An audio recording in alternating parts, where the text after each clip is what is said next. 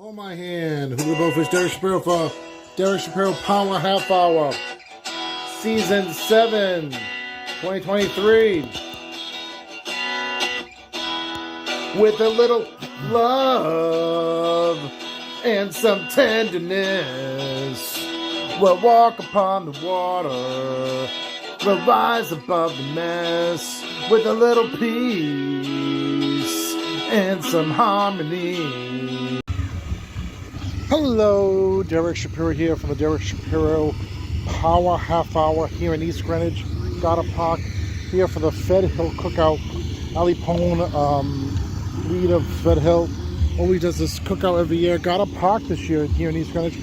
I can't stay long because I have some other stuff going on, but we'll see what happens. Derek Shapiro Power Half Hour here all over Rhode Island, Massachusetts, New York, Duluth, Minnesota, DerekShapiroShow.com, DSSTVNation.com, as well as VinnyTheBoosh.com, RivRadio.co.com, OpenMindsRadio.co.com, as well as Spotify for podcasts, Spotify Listen Notes, TuneIn, Radio Public, Odyssey, Apple Podcasts, Google Podcasts, Audible by Amazon, Amazon.com, and Pandora now, and Samsung Podcast, Odyssey, I said Odyssey, Amazon, iHeartRadio.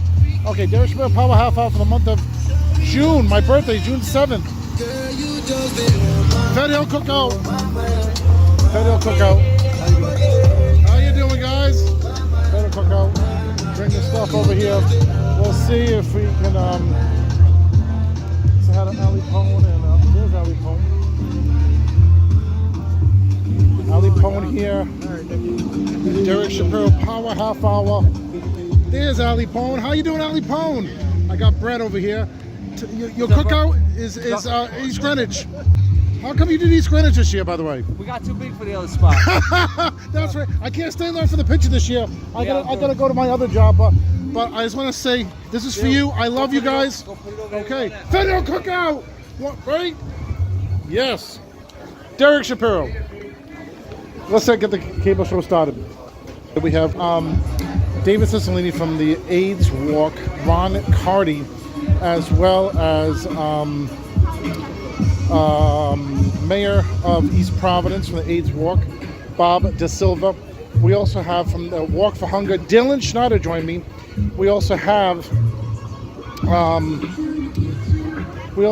Bob and LBF from the radio station up in Boston, 105.7.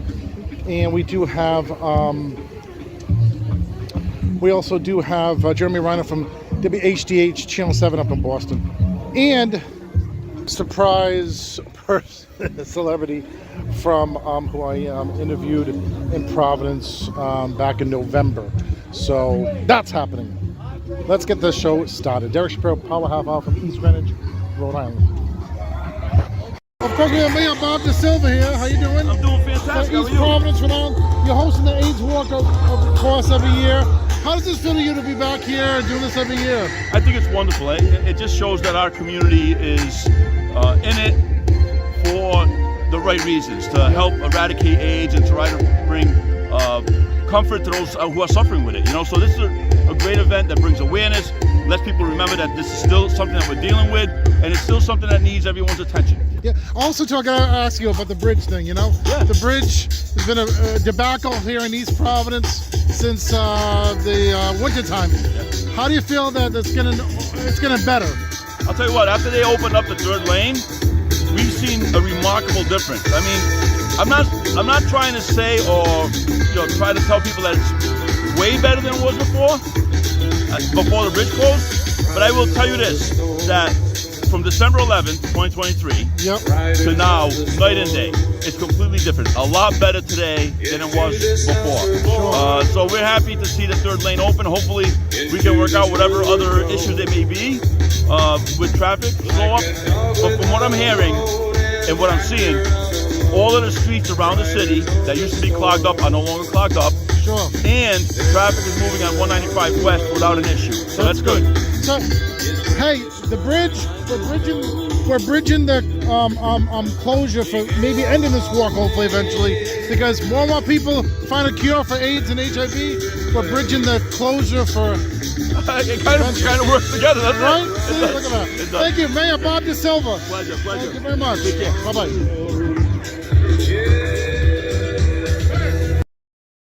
All right, Derek Shapiro here again with Ron Cardi, of course. Every year you come over here, 2024. And what's it feel to come here year after year for the AIDS Walk? Well, it feels older. Feels what? Older. I'm older. Older, that's right. But aside from being older, it's a great day. A lot of runners and people supporting the project, which is a good thing. And we're glad to see that people have come out to support it. So they do great work, and we're happy to be a small part of it. Yes. And where's Peter today? Peter's a little under the weather. In fact, I'm losing my voice, but I'm still holding in there. Peter, well, unfortunately, couldn't make it. Yes. And of course, Nick is watching from heaven, of course. There you go. I remember all three of you used to be together for all the AIDS Walk, you know. But thank you for being part of this, you know. Thank you for having me. Ron Cardi, Derek Shapiro. Thank you. Hold on 1 second. All right.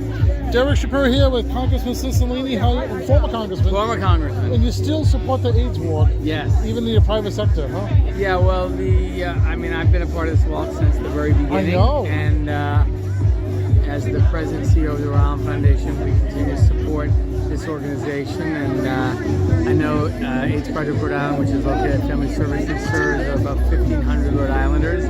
We still have work to do until we get to an AIDS-free generation, Sure. but we've made a lot of progress, and it's great to see so many people out here today supporting the work of AIDS Project Rhode Island. And do you miss being congressman? I have a great new job, and I have an opportunity to really have an impact in Rhode Island like never before, so I'm very excited about leading the Rhode Island Foundation. I miss some of my old colleagues, had some great friendships in Congress, but I'm really excited about the new role. Sure.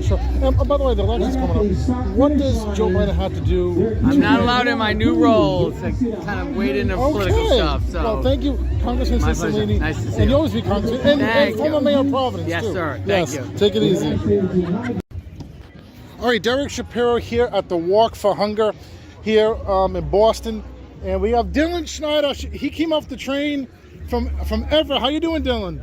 All right. So Melissa and Romero are not here today from the other station.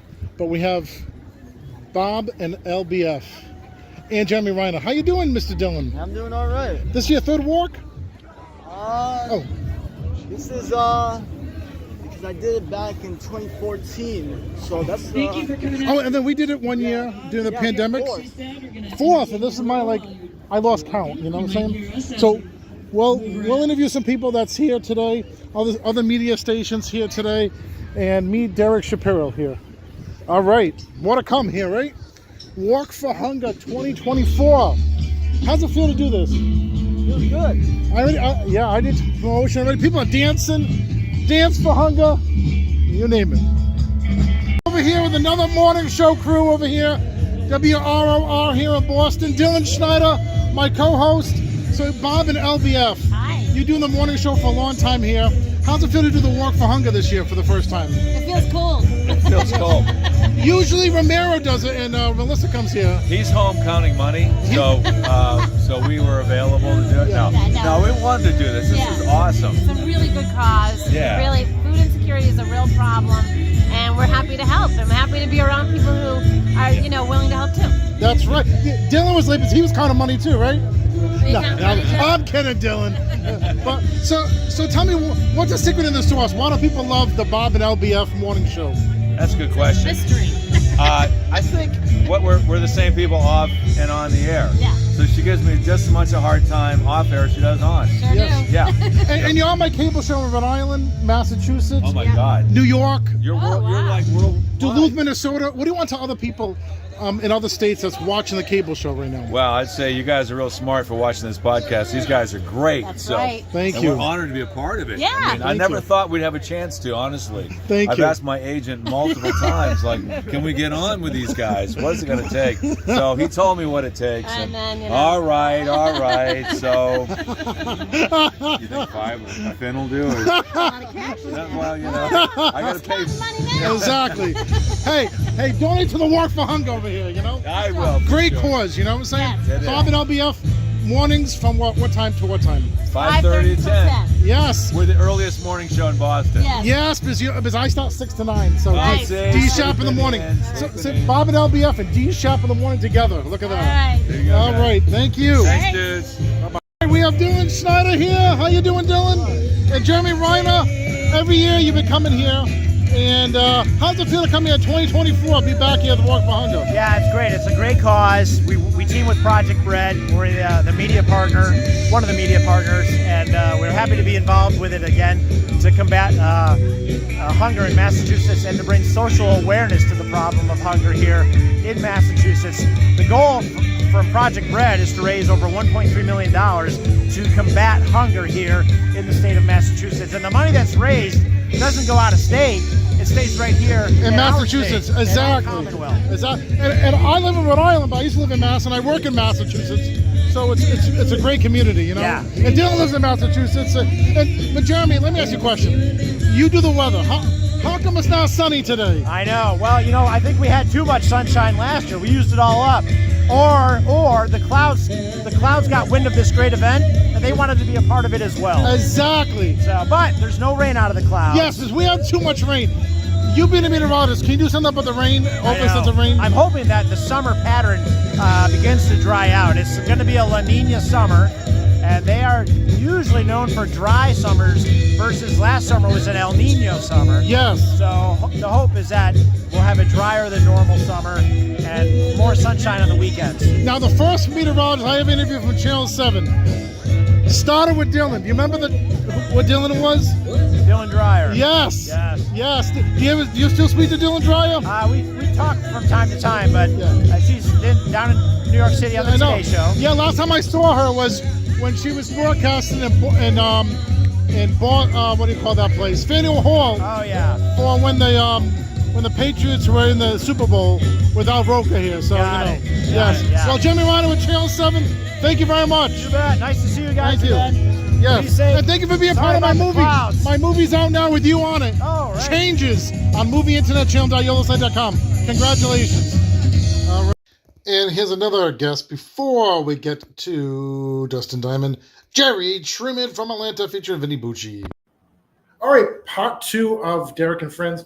We're with Jerry Truman. How you doing, Mr. Jerry? Hey, what's up, Derek? Yes. Jerry, what have you been doing now? You've been doing a lot of performances with your comedy. Yep, just performing like outside of the perimeter, like in Forsyth and Gwinnett, places like Sweetwater Bar and Grill, and Sweet. in Freedom Brewery, where I actually just came from right before this wonderful show here. So tell me about what your comedy has been like. In the Freedom Brew and Shine, that's the place. What does your comedy represent when you do some comedy? Like, would you say like you're another Chris Rock? Are you another Eddie Murphy? Or like would you compare yourself with them? Or are you better than them? Actually, I just like to see myself as a guy that's just in his own lane or so. But I actually do love the greats and everything. Big ups and big respect to like the Chris Rocks and the Eddie Murphys and all. But I'm just me being me in my own style and the stuff that I come across in my day-to-day life. Because I would say Melissa Rose, she's better than you're up there with Katy Perry. You know what I'm saying? What? Yeah. But Katy Perry one okay, but like she's up there. Vinny Bucci is like a Kevin James. You are like a Chris Rock. Kevin James, that guy from Hitch. Yes.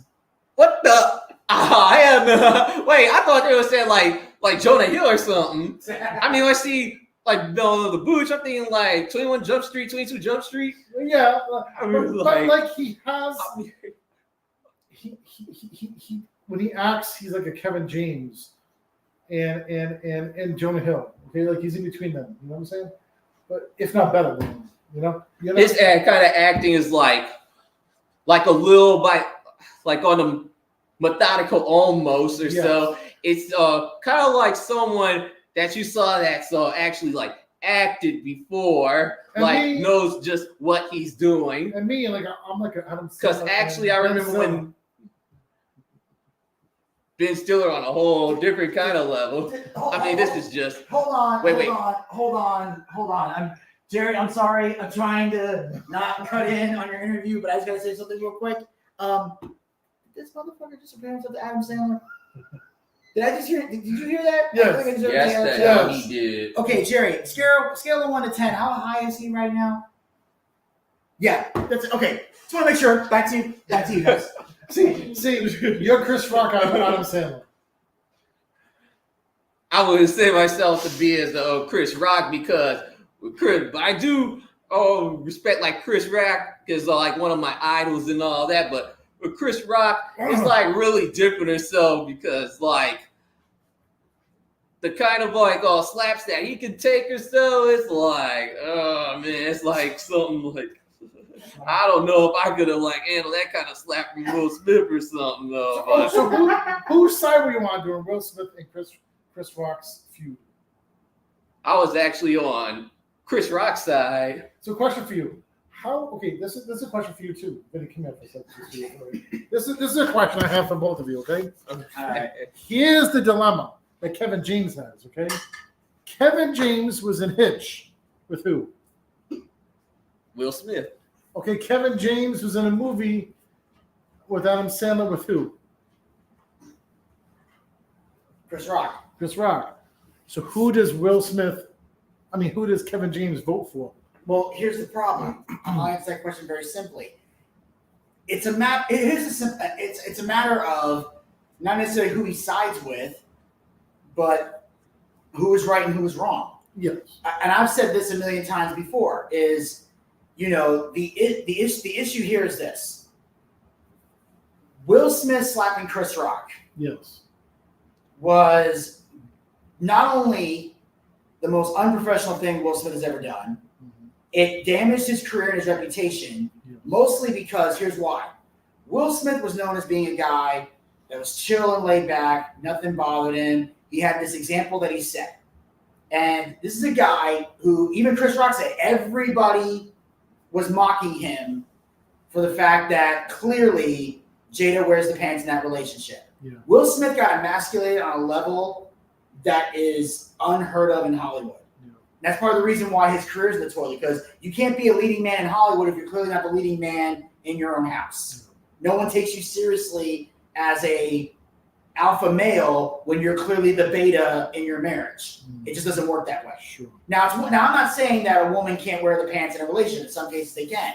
But if you're trying to portray to the world that you're this leading man, that you can lead, you're the head of the household, and then you find out you're basically not the person that you claim to be, that's when shit goes south. And also, here's the other thing, is that Will Smith being allowed to get away with the slap set a precedent. That's bad. Because notice, what happened a few weeks after Will Smith got slapped? Mm-hmm. Dave Chappelle got tackled. Not only that, I had gone to open mics in Atlanta where I saw people getting thrown out and rushing the stage. I saw a show one time where a guy we know, Sonny G, at Sweetwater Bar and Grill, this guy got up on stage. Now, I can't repeat what Sonny G said on the StreamYard, but basically said, yo, ma, probably. Exactly. Yeah, and he's telling him to chill. I had to take my suit jacket off. I thought the guy was going to punch him. Really? Now, thankfully, Sonny shut the guy down. He got off the stage. But there was no incident, but there almost was one.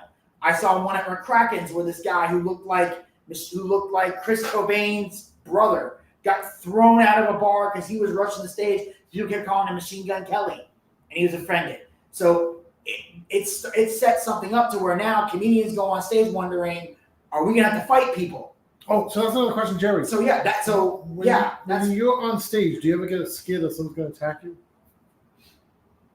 Nope, not all the time or so, because actually when you know like your audience or so and know how to read the room, it's less likely to happen. So, but you still got to be ready, but you try to avoid as much as you can. Sure. And what about you, Vinny? Do you get scared when you go on stage? Does someone attack you? Not really, mostly because most of the material I got if you rush the stage over something I say, your skin is thinner than tissue paper. Because despite how I may be on the Boochcast, where I'm very vocal in areas and I'm brutally honest about my opinion on things, and especially in outside, in the world of like politics and stuff like that, I don't bring it to the stage with me. When I'm on stage, my goal is to make people laugh. Now, if I tell the truth and make people laugh in the process, that's great. But most of the time, none of my jokes have really been in that area where it's like really crossing a line and stuff. Sure. Unless it's like something, I might walk up to the line, but I don't really cross it. It's not that I don't want to, it's just that I haven't been put in a situation yet, joke-wise, where I feel like I can. Like, I'm not one of the people that wants to offend people just to offend. I think that's stupid. Sure. If I'm going to tell a joke that's edgy or controversial, it's going to be rooted in some kind of truth. Sure. Like, I have stuff that I'm working on that I haven't told yet, because I don't think it's ready. That's definitely going to be controversial and offensive. And it mostly revolves around the job that I'm currently working. Now, Vinny, do you still do the Andrew Dice Clay? I remember when I met you, you said you're the love child of Andrew Dice Clay and Roseanne Barr. And I haven't told that joke in forever. Okay. Although I did find something out interesting that I didn't know before.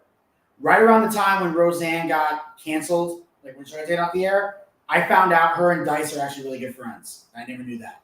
Really? Like, Dice was one of the first people to come out to Roseanne's aid, and they did some shows at the Laugh Factory in Las Vegas together. And that's one of the first celebrities in Atlanta. Well, I mean, back when I lived there, I interviewed Roseanne at Outright Bookstore, which is right near the Smithsonian Bar. I actually was funny. That was my favorite place where I really discovered myself. Yeah. In fact, I'll actually let this out of the secret because I haven't aired any of this yet, but it's stuff that I filmed.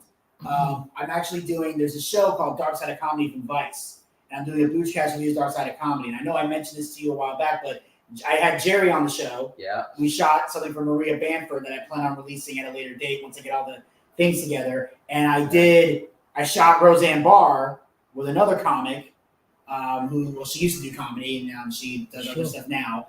I shot the Roseanne Barr video with her. Really? So, and I brought her on the show. I don't want to say her name right now because she and I had a falling out, so I don't want to give her any publicity. I remember. But I'll tell you off the air if you want. Okay. But I brought her on the show because when I watch the videos of Dark Side of Comedy, I try to find the right comic that I think will work for something, unless there's a person a comic really wants to do, in which case I'll give them that. But I try to find the right one. And I realized when they talk about Roseanne Barr, it's very, very heavily centered towards the end of it. It becomes a very Trump-oriented episode because Roseanne becomes very conservative. She used to be very liberal in the beginning. Then she became more of a libertarian when she had her own campaign for president. And then she became very conservative, very much a Trump person. So I didn't know. I'm looking at the Atlanta comedy scene because I'm looking at Jerry and all the friends I have in the comedy scene. I'm trying to think, who did I pick for Roseanne Barr? Because I'm worried if we get to the Trump part, it's going to become a confrontation and a fight. Because there are some people that can talk about Trump and it's civilized. Some people talk about Trump and it's not. It's funny. I can talk to Jerry about Trump all day long because even though he's not a Trump person, I want to clarify that. I can talk to him about those things and he can just have a dialogue. Like me and you. Oh yeah, when I was like the whole "Make America Great Again" thing, and then the time when he went to Rice Street and exactly when he talking about the Chick-fil-A and got 30 milkshakes. And right. But were you there? Were you there? No, I wasn't there then. But I'm saying like you and I could have a conversation about Trump and we're not going to get in a fist fight. But there's some. Let me finish. And then there's some comics. It's going to start a fight. Right. Because there's some comics who are very far left. So I'm thinking, who am I going to pick? And I find the one comic who she used to do comedy, and she used to be liberal and became very conservative. Like, she might be more conservative than me, which is scary. Really? But I started talking to her on Twitter and stuff, and I went, I got to get her on the show. And I did. So I found the perfect person to do Roseanne Barr. Like I picked Maria Bamford with Jerry because he met Maria. So I thought, okay, that's perfect for him.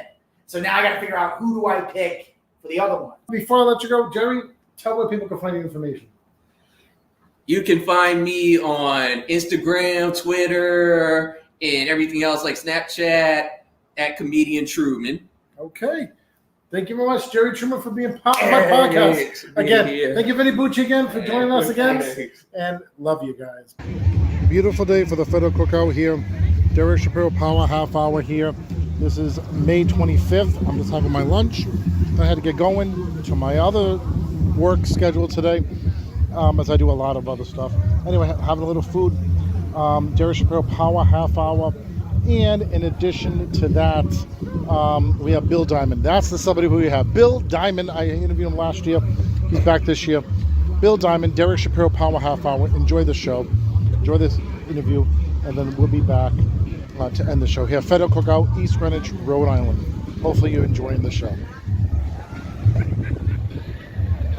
Hey, I'm Bill Diamond. Yes. Do you remember me last year?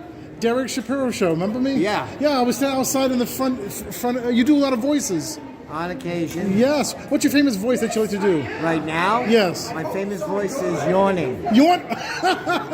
Look at that. Thank you, Mr. Diamond. You're welcome. Nice to see you. This is my friend Ian over here. Hi, how are you? Yes. Mr. Diamond. He does a lot of voices. Thank you, Bill Diamond, for being part of my podcast, my cable show. No problem. Thank you. All right, thank you for being part of the show today. There's all the Fed Hill banners over here. 17th one. That was last year. I went last year. On the 11th or 14th. This is the 18th one. And there's a private event the 17th because of the fact that it was COVID. All right, thank you for being part of my show. Thank you to Bill Diamond. Thank you to all the people that's on the show. We'll have a great show in July. Congratulations to my son River for graduating high school. You do a lot. You do your own TikTok videos. You're part of my show. You do my movies, River. You're gonna do big things after you graduate. Catch me weekdays, Monday to Friday, 6 to 9, D sharp in the morning on the networks at DerekShapiroShow.com, Leading Channel 1, DSSTVNation.com, CountryMusic.YellowSet.com, ProActiveRadio.YellowSet.com, 90s, 2000s, 2010s, TV.YellowSet.com, 50s, 60s, 70s, 80s, radio.yellowsite.com, VinnyTheBooch.com, RivRadio.go.com, OpenMindsRadio.go.com, Spotify for podcasting, Spotify, Listen Notes, TuneIn, Radio Public, Apple Podcasts, Google Podcasts, Pandora Podcast, as well as Samsung Podcast, and Audible by Amazon, Amazon.com, Amazon Music, and iHeartRadio. Don't forget New Gossip News, Monday through Friday and Sunday, 7 p.m., GossipRadioTV.YellowSet.com. And don't forget the Proactive Radio Top 40 Countdown Show every Sunday, 9 o'clock in the morning, ProactiveRadio.YellowSet.com. I better hit the road. Thank you. Ali Pone, Fed Hill, did a great job for the Fed Hill Cookout 18. Hold my hand. Who will both wish Derek Shapiro for Derek Shapiro Power Half Hour, Season 7, 2023. With a little love and some tenderness, we'll walk upon the water, we'll rise above the mess, with a little peace and some harmony.